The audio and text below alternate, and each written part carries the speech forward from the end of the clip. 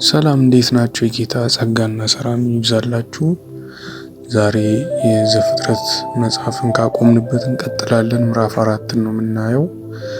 በመጀመሪያው ክፍል ታሪካዊ ዳራውን አይተናል። በሁለተኛው ክፍል ደግሞ ምዕራፍ 1 እና ምዕራፍ 2ን አያይዘን አይተናል። በዚህኛው ደግሞ ምዕራፍ 4ን እንመለከታለን። ምዕራፍ 3ን እንዲሁ ከምዕራፍ 2 ጋር አያይዘን አይተን ስለነበር ማለት ነው። እና ያው ይህ ምዕራፍ በጣም ትልቅ የወንጌል ጭብጥ ያለበት ትልቅን ነገር የምንማርበት የመጽሐፍ ቅዱስ ክፍል ነው ዘፍጥረት። በጣም አስደናቂ ምዕራፍ ነው። ምዕራፍ 4 እስከ መጨረሻው አብራችሁን እንድትቆዩ በጌታ ፍቅር ሁላችሁንም አሳስባለሁ። ጌታ ይባርካችሁ ላለው በዚሁ እና ቀጥታ ወደ ዛሬው ትምህርታችን ስገባ ይህ ምዕራፍ ኃጢአት በሰው ልጅ ተፈጥሮ ውስጥ ከገባ በኋላ እንዴት በፍጥነት እንዳደገና ቤተሰብና ማህበረሰብን እንዴት ማውደም እንደጀመረ እናያለን ማለት ነው። በዚህ ምዕራፍ አዳም ሚስቱ ሔዋንን አወቃት፣ እሷም ጸነሰች፣ ቃየልንም ወለደች። ስትወልድም ወንድ ልጅ ከእግዚአብሔር አገኘው አለች። ደግሞም ወንድሙን አቤልን ወለደች። አቤል በግ ጠባቂ ነበረ፣ ቃየል ግን ምድርን የሚያርስ ነበረ ይላል። የሁለቱ ወንድማማች መወለድና ስራቸውን እንመለከታለን ማለት ነው። እና ሔዋን ቃየልን ስትወልድ በዘፍጥረት ምዕራፍ 3 ቁጥር 15 ላይ እግዚአብሔር የሰይጣንን ወይ የሴቲቱ ዘር ሰይጣንን ይቀጠቅጣል የሚለውን የተስፋ ቃል ያስታወሰች ይመስላል። ነገር ግን ያ የተስፋ ቃል ልጅ ቃየል ሳይሆን ከብዙ ዘመን በኋላ የሚመጣው ኢየሱስ ክርስቶስ ነበር። እዚህ ላይ የሰው ልጅ የመጀመሪያዎቹ ሁለት ዋና የሥራ ዘርፎች ወይ ደግሞ የከብት እርባታና ግብርናን በሁለቱ ወንድማማቾች እንደጀመረ እናያለን ማለት ነው። እና የመስዋዕቱ ሚስጥርና የአምልኮ መለየት በዚሁ ደግሞ ስንመለከት ከብዙ ቀን በኋላ ይላል መጽሐፍና ቃየል ከምድር ፍሬ ለእግዚአብሔር መስዋዕትን አቀረበ። አቤልም ደግሞ ከበጎቹ በኩራትና ከስቡ አቀረበ።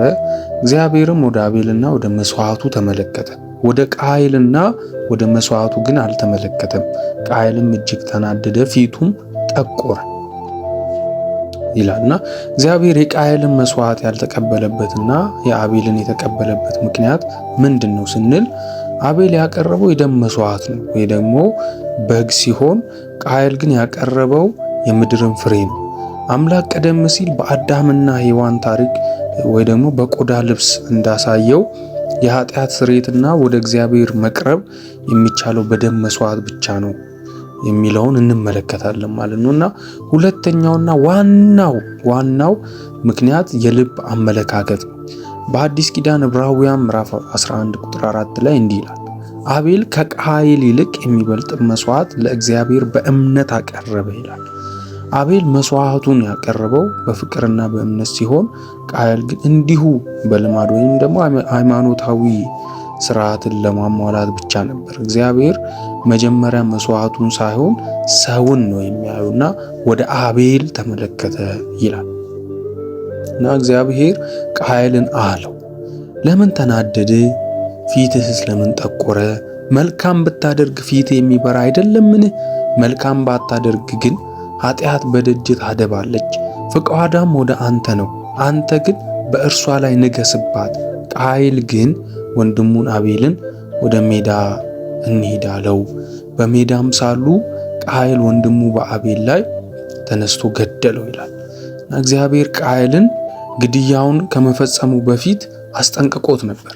ኃጢአት ልክ እንደ አዳኝ አንበሳ በልብ ደጃፍ ላይ አድብታ እንደነበርና ሊቆጣጠራት እንደሚገባ ነገረው። ሰው በውስጡ ያለውን ቁጣና ቅናት ካልገታ ወደ ከፋ ጥፋት እንደሚመራ ማሳያ ነው ማለት ነው። እና ቃየል ወንድሙን የገደለው በቅናት ነው። በአንደኛ ዮሐንስ ምዕራፍ 3 ቁጥር 12 ላይ ክፉ እንደነበረ ወንድሙንም እንደገደለ እንደ ቃየል አትሁኑ። ስለምንስ ገደለው? የገዛ ስራው ክፉ የወንድሙም ስራ ጻድቅ ስለነበረ ነው በማለት የቃየልን ማንነት ይገልጸዋል ማለት ነውና እግዚአብሔር ቃየልን ወንድም አቤል ወዴት ነው አለው።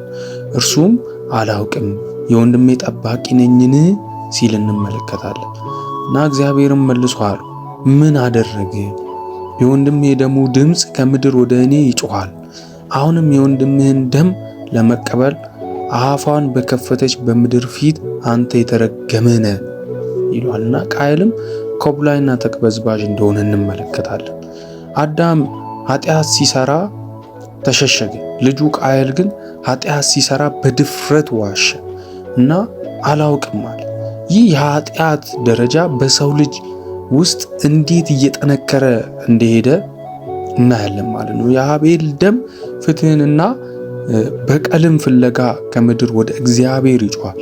ይህ ጥቅስ በአዲስ ኪዳን በዕብራውያን ምዕራፍ 12 ቁጥር 24 ላይ ካለው ታላቅ እውነት ጋር ይነጻጸራል።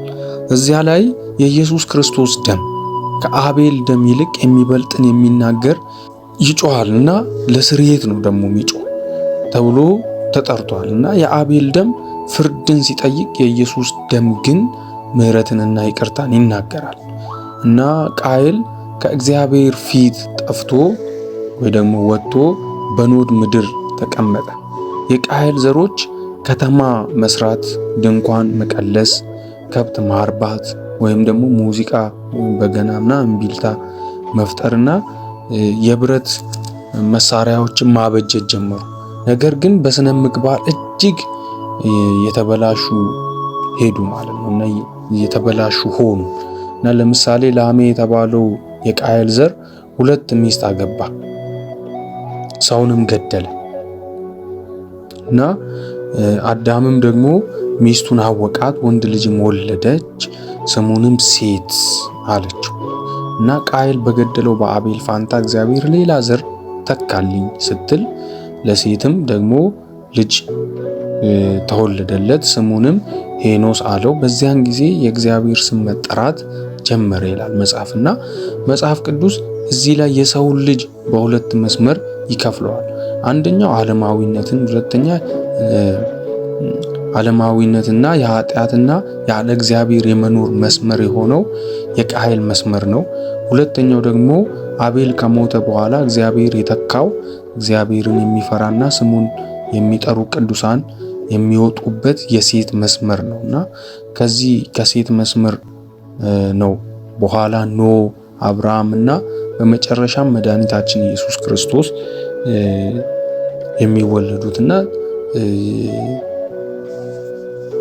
የመጡት ማለት ነውና የዛሬው ትምህርታችን ይህን ይመስል ነበር። ያው እንደፈጠንኩ ቶሎ ያወራው እንደሆነ አውቃለሁ። ምክንያቱም ዳሰሳዊ ትምህርት ነው እያደረግን ያለነው። ዲቴል እዚህ ነገር ላይ በዲቴል እናንተ አጥኑት። ደግሞ ዳሰሳዊ መጽሐፍ ቅዱስ ዋና አንኳር እኛ ልናውቃቸው የሚገቡ ጉዳዮችን ነው እያነሳው እየዳሰስኩ ያለሁት። ለቻናላችን አዲስ ከሆናችሁ ሰብስክራይብ በማድረግ ቤተሰብ ይሁኑ። ይህ ቪዲዮ ከተመቻችሁ ለሌሎችም ደግሞ እንዲደርስ ላይክ፣ ሼር አድርጉ። ጌታ ኢየሱስ ይባርካችሁ። በቀጣይ ክፍል እንገናኛለን። ተባረኩ። ሻሎም